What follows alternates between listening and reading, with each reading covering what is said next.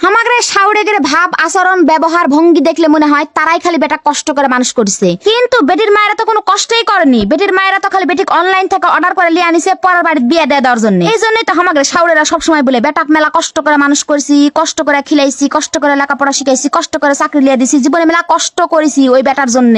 তোমাদের কি মনে হয় শাশুড়ি মা, তোমরা বেটা কষ্ট করে চাকরি লিয়ে দিছে ওই বেটির মা বাপক লিয়ে যায় কামাই করে খিলাতে আসবে, তাই তো তোমরাই কামাই খাবেন। তাই কষ্ট করে বেটা মানুষ করছেন, কষ্ট করে বেটাক চাকরি লিয়ে দিছেন, পরে বসে থেকে ভালো ভালো খাবেন। তাই বেটাক মানুষ করার পিছনে বাপ মায়ের স্বার্থ লুকায় থাকে। সেই স্বার্থটা হয়তো এখন দেখাচ্ছেন না, তাই কিন্তু ঠিকই দেখায় দিবেন। যখন তোমাদের স্বার্থ আগত পড়বে তখন তোমরা যা ঠিকই মানুষের কাছে বলবেন বেটাকে এত কষ্ট করে মানুষ করছি বেটার কামাই খাওয়ার জন্য, আর আজকে বেটা কামাই করে খিলাচ্ছে না। তখন এই কথা দ্বারা ঠিকই কিন্তু বোঝা যায় যে তোমরা বেটা কষ্ট করে মানুষ করছেন কামাই খাওয়ার জন্য, স্বার্থে মাংনায় মানুষ করেননি এত কষ্ট করে। কিন্তু বেটির মায়েরাও তো বেটিক মেলা কষ্ট করে মানুষ করছে, কষ্ট করে লেখাপড়া শিখেছে, কষ্ট করে মেলা টাকা পয়সা গয়না কাটি ঘরে সাজগুজ দিয়ে তোমাদের বাড়িতে পাঠাইছে, তোমার ভাত তরকারি আন্দা বাড়া খিলানোর জন্য, তোমার সেবা যত্ন করার জন্য। তাগরে বেটি মানুষ করার পিছনে কোনো স্বার্থ থাকে?